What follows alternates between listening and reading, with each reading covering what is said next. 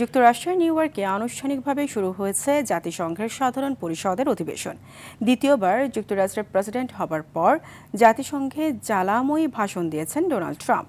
এ সময় জাতিসংঘের প্রয়োজনীয়তা নেই বলে জানান তিনি।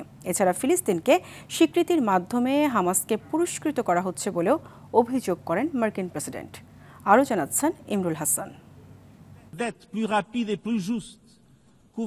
জাতিসংঘের ৮০তম সাধারণ অধিবেশনের শুরুতেই সংস্থাটির বার্ষিক প্রতিবেদন প্রকাশ করেন মহাসচিব অ্যান্তোনিও গুতেরেস। তারপর জাতিসংঘের দীর্ঘদিনের রীতি অনুযায়ী অধিবেশনে সদস্য দেশগুলোর মধ্যে সবার আগে বক্তব্য রাখেন ব্রাজিলের সরকার প্রধান।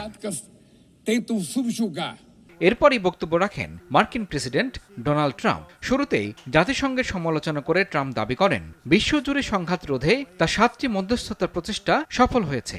এই সংস্থার বিশাল সম্ভাবনা আছে উল্লেখ করে এখন পর্যন্ত তারা সেই সম্ভাবনার কাছাকাছি পর্যন্ত পৌঁছতে পারেনি বলেও অভিযোগ করেন ট্রাম্প। বরং জাতিসংঘ শুধু শক্ত ভাষায় চিঠি পাঠায়, যদিও তা অনুসরণ করে না বলেও মন্তব্য করেন তিনি।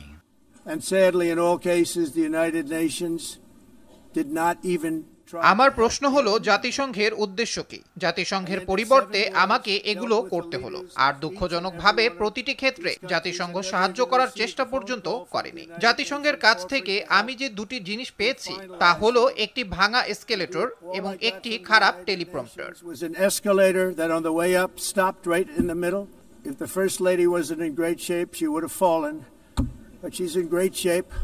ফিলিস্তিন অভিবাসন ও জলবায়ু পরিবর্তন ইস্যুতেও জোরালোভাবে কথা বলেন মার্কিন প্রেসিডেন্ট। সাম্প্রতিক কয়েকটি পশ্চিমা দেশের ফিলিস্তিনকে রাষ্ট্র হিসেবে স্বীকৃতি দেওয়াকে হামাসকে পুরস্কৃত করা হচ্ছে বলে স্পষ্টভাবে মন্তব্য করেন তিনি। গাজায় যুদ্ধের কারণে ইতিমধ্যে ৬৫,০০০-এর বেশি ফিলিস্তিনি মারা গেছেন উল্লেখ করে অবিলম্বে যুদ্ধবন্ধের প্রত্যয় ব্যক্ত করেন তিনি।